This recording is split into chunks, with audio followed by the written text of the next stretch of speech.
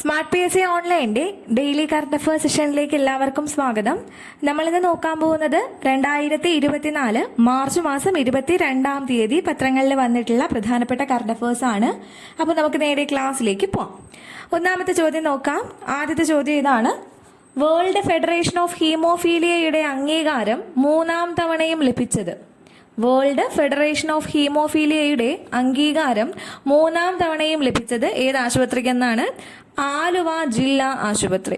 Okay, അപ്പോൾ world federation of ഹീമോഫീലിയയുടെ അംഗീകാരം 3-ാം തവണയും ലഭിച്ചത് ആലുവ ജില്ലാ ആശുപത്രി. അപ്പോൾ വേൾഡ് ഫെഡറേഷൻ ഓഫ് ഹീമോഫീലിയയുടെ അംഗീകാരം 3-ാം തവണയും ലഭിച്ചത് ആർക്കാണ്? ആലുവ ജില്ലാ ആശുപത്രിക്ക്. രണ്ടാമത്തെ ചോദ്യം: 2024 മാർച്ചിൽ രാജിവെച്ച ഇന്ത്യൻ വംശജനായ അയർലൻഡ് പ്രധാനമന്ത്രി ആരാണ്?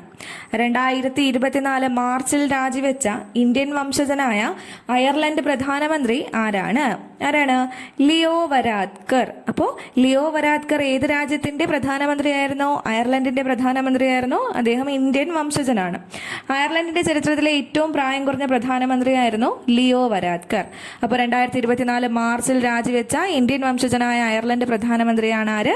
ലിയോ വരാദ്കർ. മൂന്നാമത്തെ ചോദ്യം: central institute of educational technology നടത്തിയ ദേശീയ ഓഡിയോ വീഡിയോ മത്സരത്തിൽ മികച്ച വിദ്യാഭ്യാസ ഡോക്യുമെന്ററിക്കുള്ള പുരസ്കാരം ലഭിച്ച ഡോക്യുമെന്ററി ഏതാണ്? Central institute of educational technology നടത്തിയ ദേശീയ ഓഡിയോ വീഡിയോ മത്സരത്തിൽ മികച്ച വിദ്യാഭ്യാസ ഡോക്യുമെന്ററിക്കുള്ള പുരസ്കാരം നേടിയ ഡോക്യുമെന്ററി ഏതാണ്? ജീവന്റെ വില. അപ്പോൾ ജീവന്റെ വില എന്ന് പറയുന്ന ഡോക്യുമെന്ററിക്കാണ് central institute of educational technology നടത്തിയ ദേശീയ ഓഡിയോ വീഡിയോ മത്സരത്തിൽ മികച്ച വിദ്യാഭ്യാസ ഡോക്യുമെന്ററിക്കുള്ള പുരസ്കാരം ലഭിച്ചത്.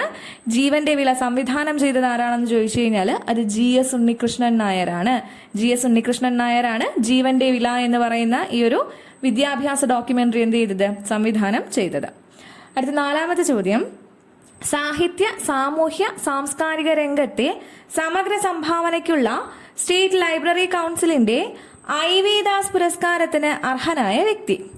സാഹിത്യ സാമൂഹ്യ സാംസ്കാരിക രംഗത്തെ സമഗ്ര സംഭാവനയ്ക്കുള്ള സ്റ്റേറ്റ് ലൈബ്രറി കൗൺസിലിന്റെ IV ദാസ് പുരസ്കാരത്തിന് അർഹനായത് ആരാണ്? M മുകുന്ദൻ. M മുകുന്ദനാണ് ഈ ഒരു പുരസ്കാരത്തിന് അർഹനായിട്ടുള്ളത്. സംസ്ഥാനത്തെ ഏറ്റവും മികച്ച ഗ്രന്ഥശാല പ്രവർത്തകനുള്ള PN പണിക്കർ പുരസ്കാരത്തിന് അർഹനായത് ഇയ്യങ്കോട് ശ്രീധരനാണ്. സംസ്ഥാനത്തെ ഏറ്റവും മികച്ച ഗ്രന്ഥശാല പ്രവർത്തകനുള്ള PN പണിക്കർ പുരസ്കാരത്തിന് അർഹനായത് ആരാണ്? അത് ഇയ്യങ്കോട് ശ്രീധരനാണ്. അപ്പോൾ നമ്മൾ പറഞ്ഞത് സാഹിത്യ സാമൂഹ്യ സാംസ്കാരിക രംഗത്തെ സമഗ്ര സംഭാവനയ്ക്കുള്ള സ്റ്റേറ്റ് ലൈബ്രറി കൗൺസിലിന്റെ IV ദാസ് പുരസ്കാരത്തിന് അർഹനായത് M മുകുന്ദനാണ്. സംസ്ഥാനത്തെ ഏറ്റവും മികച്ച ഗ്രന്ഥശാല പ്രവർത്തകനുള്ള PN പണിക്കർ പുരസ്കാരം ലഭിച്ചത് ആർക്കാണ്? അത് ഇയ്യങ്കോട് ശ്രീധരനാണ്. അടുത്ത അഞ്ചാമത്തെ ചോദ്യം: ഭക്ഷ്യ സംസ്കരണ വ്യവസായ മന്ത്രാലയത്തിന്റെ അധിക ചുമതല നൽകപ്പെട്ടത്. അപ്പോൾ ക്വസ്റ്റ്യൻ എന്തായിരുന്നു? ഭക്ഷ്യ സംസ്കരണ വ്യവസായ മന്ത്രാലയത്തിന്റെ അധിക ചുമതല നൽകപ്പെട്ടത് ആർക്കാണ്? കിരൺ റിജ്ജു.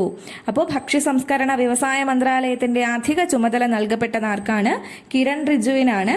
നമ്മൾ കഴിഞ്ഞ ക്ലാസ്സിൽ പഠിച്ചിട്ടുണ്ടായിരുന്നു പശുപതി കുമാർ പരാസ് എന്ത് ചെയ്തു? രാജിവെച്ചു എന്ന്.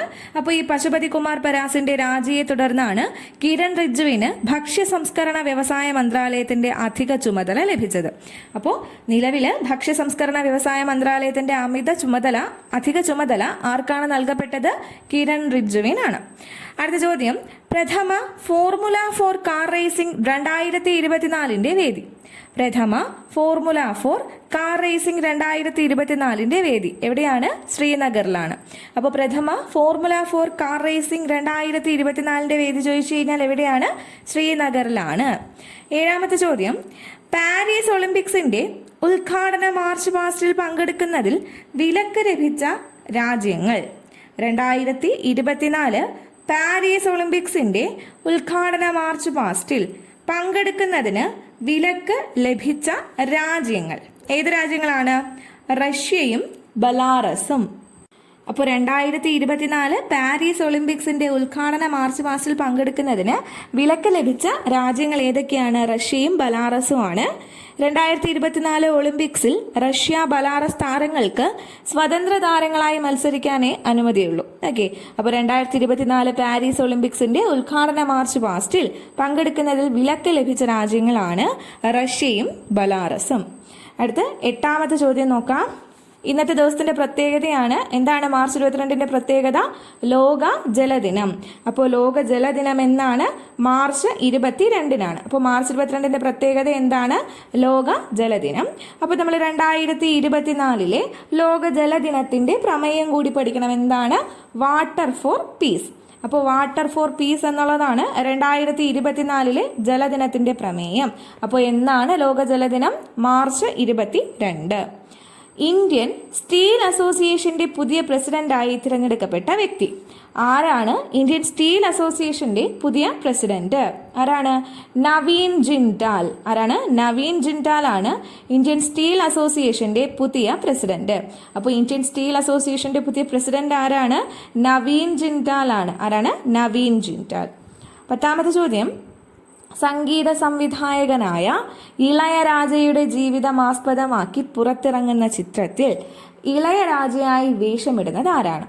സംഗീത സംവിധായകനായ ഇളയരാജയുടെ ജീവിതം ആസ്പദമാക്കി പുറത്തിറങ്ങുന്ന ചിത്രത്തിൽ ഇളയരാജയായി വേഷമിടുന്നത് ആരാണ്? ആരാണ്? ധനുഷ്. അപ്പോൾ ഈ സിനിമ സംവിധാനം ചെയ്യുന്നത് ആരാണെന്ന് ചോദിച്ചു കഴിഞ്ഞാൽ അത് അരുൺ മാതേശ്വരനാണ്. അപ്പോൾ സംഗീത സംവിധായകനായ ഇളയരാജയുടെ ജീവിതം ആസ്പദമാക്കി പുറത്തിറങ്ങുന്ന ചിത്രത്തിൽ ഇളയരാജയായിട്ട് വേഷമിടുന്നത് ആരാണ്? ധനുഷാണ്. ഈ സിനിമയുടെ സംവിധായകൻ ആരാണെന്ന് ചോദിച്ചു കഴിഞ്ഞാൽ അത് അരുൺ മാതേശ്വരനാണ്. 11ാമത്തെ ചോദ്യം. അടുത്തിടെ ഓസ്ട്രേലിയയുടെ വടക്കൻ പ്രദേശങ്ങളിൽ വീശിയ ചുഴലിക്കാറ്റിന്റെ പേര്. അടുത്തിടെ ഓസ്ട്രേലിയയുടെ വടക്കൻ പ്രദേശങ്ങളിൽ വീശിയ ചുഴലിക്കാറ്റിന്റെ പേര് എന്താണ്? മേഗൻ. അപ്പോൾ മേഗൻ എന്ന് പറയുന്ന ചുഴലിക്കാറ്റ് എവിടെയാണ് വീശിയത്? ഓസ്ട്രേലിയയുടെ വടക്കൻ പ്രദേശങ്ങളിലാണ്. അപ്പോൾ അടുത്തിടെ ഓസ്ട്രേലിയയുടെ വടക്കൻ പ്രദേശങ്ങളിൽ വീശിയ ചുഴലിക്കാറ്റ് ഏതാണെന്ന് ചോദിച്ചു കഴിഞ്ഞാൽ ഏതാണ്? മേഗനാണ്. ഇന്നത്തെ അവസാനത്തെ ചോദ്യം. 2024 പാരീസ് ഒളിമ്പിക്സിൽ ഇന്ത്യൻ പതാക ഏന്തുന്നത് ആരാണ്? 2024 പാരീസ് ഒളിമ്പിക്സിൽ ഇന്ത്യൻ പതാക ഏന്തുന്നത് ആരാണ്? ആരാണ്? അജാന്ത ശരത് കമലാണ്. ആരാണ്? അജാന്ത ശരത് കമലാണ് 2024 പാരീസ് ഒളിമ്പിക്സിൽ ഇന്ത്യൻ പതാക ഏന്തുന്നത്. നമുക്കറിയാം അജാന്ത ശരത് കമൽ ടേബിൾ ടെന്നീസ് താരമാണ്. അതുപോലെ തന്നെ അദ്ദേഹത്തിന് 2022 എന്ത് കിട്ടി? ഖേൽ രത്ന പുരസ്കാരവും ലഭിച്ചു. അപ്പോൾ 2024 പാരീസ് ഒളിമ്പിക്സിൽ ഇന്ത്യയുടെ പതാക ഏന്തുന്നത് ആരാണ്? അജന്ത ശരത് കമലാണ്. ആരാണ്? അജന്ത ശരത് കമൽ. എന്നാൽ നമ്മൾ 2020 ടോക്കിയോ ഒളിമ്പിക്സിന്റെ ഉദ്ഘാടന ചടങ്ങിൽ ഇന്ത്യൻ പതാക ഏന്തിയത് ആരാണെന്ന് ചോദിച്ചു കഴിഞ്ഞാൽ അത് മേരി കോമും മൻപ്രീത് സിംഗും കൂടി ചേർന്നിട്ടാണ്. ഓക്കെ, അപ്പോൾ 2020 ടോക്കിയോ ഒളിമ്പിക്സിന്റെ ഉദ്ഘാടന ചടങ്ങിൽ ഇന്ത്യൻ പതാക ഏന്തിയത് ആരാണ്? മേരി കോമും മൻപ്രീത് സിംഗും ചേർന്നിട്ടാണ്. 2020 ടോക്കിയോ ഒളിമ്പിക്സിന്റെ സമാപന ചടങ്ങിൽ ഇന്ത്യൻ പതാക ഏന്തിയത് ബജ്രംഗ് പൂനിയയാണ്. ഓക്കെ, അപ്പോൾ 2020 ടോക്കിയോ ഒളിമ്പിക്സിന്റെ ഉദ്ഘാടന ചടങ്ങിൽ ഇന്ത്യൻ പതാക ഏന്തിയത് മേരി കോമും മൻപ്രീത് സിംഗുമാണ്. 2020 ടോക്കിയോ ഒളിമ്പിക്സിന്റെ സമാപന ചടങ്ങിൽ ഇന്ത്യൻ പതാക ഏന്തിയത് ആരാണ്? ബജ്രംഗ് പൂനിയയാണ്. നമ്മുടെ ഇവിടുത്തെ ക്വസ്റ്റ്യൻ എന്തായിരുന്നു? 2024 പാരീസ് ഒളിമ്പിക്സിലെ ഇന്ത്യൻ പതാക ഏന്തുന്നത് ആരാണ്? അജാന്ത ശരത് കമലാണ്. അദ്ദേഹം ടേബിൾ ടെന്നീസ് താരമാണ്. അതുപോലെ തന്നെ 2022 ഖേൽ രത്ന പുരസ്കാരവും ആർക്ക് കിട്ടിയിട്ടുണ്ട്? അജാന്ത ശരത് കമലിന് കിട്ടിയിട്ടുണ്ട്. അപ്പോൾ നമ്മൾ ഇന്ന് ഈ പഠിച്ച ക്വസ്റ്റ്യൻസ് നമുക്ക് ഒരു തവണ കൂടി റിവൈസ് ചെയ്യാം. 1ാമത്തെ ചോദ്യം. വേൾഡ് ഫെഡറേഷൻ ഓഫ് ഹീമോഫീലിയയുടെ അംഗീകാരം 3ാം തവണയും ലഭിച്ചത് ആർക്കാണ്? ആലുവ ജില്ലാ ആശുപത്രിക്കാണ്. 2024 മാർച്ചിൽ രാജിവെച്ച ഇന്ത്യൻ വംശജനായ അയർലൻഡ് പ്രധാനമന്ത്രി ആരാണ്? ലിയോ വരാദ്കർ ആണ്. അയർലൻഡിന്റെ ചരിത്രത്തിലെ ഏറ്റവും പ്രായം കുറഞ്ഞ പ്രധാനമന്ത്രിയായിരുന്നു ലിയോ വരാദ്കർ. അടുത്ത ചോദ്യം. Central institute of educational technology നടത്തിയ ദേശീയ ഓഡിയോ വീഡിയോ മത്സരത്തിൽ മികച്ച വിദ്യാഭ്യാസ ഡോക്യുമെന്ററിക്കുള്ള പുരസ്കാരം ലഭിച്ച ഡോക്യുമെന്ററി ഏതാണ്? ജീവന്റെ വില. സംവിധാനം ചെയ്തത് ആരാണ്? GS ഉണ്ണികൃഷ്ണൻ നായർ. 4ാമത്തെ ചോദ്യം. സാഹിത്യ, സാമൂഹ്യ, സാംസ്കാരിക രംഗത്തെ സമഗ്ര സംഭാവനയ്ക്കുള്ള സ്റ്റേറ്റ് ലൈബ്രറി കൗൺസിലിന്റെ ഐ.വി. ദാസ് പുരസ്കാരത്തിന് അർഹനായ വ്യക്തി ആരാണ്? M. മുകുന്ദനാണ്. സംസ്ഥാനത്തെ ഏറ്റവും മികച്ച ഗ്രന്ഥശാല പ്രവർത്തകനുള്ള PN പണിക്കർ പുരസ്കാരത്തിന് അർഹനായ വ്യക്തി ചോദിച്ചു കഴിഞ്ഞാൽ അത് ഇയ്യങ്കോട് ശ്രീധരനാണ്. അടുത്ത 5ാമത്തെ ചോദ്യം, ഭക്ഷ്യ സംസ്കരണ വ്യവസായ മന്ത്രാലയത്തിന്റെ അധിക ചുമതല നൽകപ്പെട്ടത് ആർക്കാണ്? കിരൺ റിജ്ജുവിനാണ്. പ്രഥമ ഫോർമുല 4 കാർ റേസിംഗ് 2024 വേദി ചോദിച്ചു കഴിഞ്ഞാൽ എവിടെയാണ്? ശ്രീനഗറിലാണ്. 2024 പാരീസ് ഒളിമ്പിക്സിന്റെ ഉദ്ഘാടന മാർച്ച് പാസ്റ്റിൽ പങ്കെടുക്കുന്നതിൽ വിലക്ക് ലഭിച്ച രാജ്യങ്ങൾ ചോദിച്ചു കഴിഞ്ഞാൽ ഏതൊക്കെയാണ്? അത് റഷ്യയും ബെലാറസുമാണ്. പിന്നെ നമ്മൾ പറഞ്ഞത് മാർച്ച് 22 പ്രത്യേകതയാണ് എന്താണ്? ലോക ജലദിനമാണ്. 2024 തീം നമ്മൾ പറഞ്ഞു എന്താണ്? വാട്ടർ ഫോർ പീസ് എന്നാണ്. ഇന്ത്യൻ സ്റ്റീൽ അസോസിയേഷന്റെ പുതിയ പ്രസിഡന്റായി തിരഞ്ഞെടുക്കപ്പെട്ട വ്യക്തി ആരാണ്? നവീൻ ജിൻഡാൽ.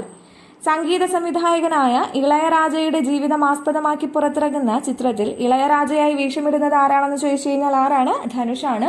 ഈ ഒരു സിനിമ സംവിധാനം ചെയ്യുന്നത് ആരാണെന്ന് ചോദിച്ചു കഴിഞ്ഞാൽ അത് അരുൺ മാതേശ്വരനാണ്.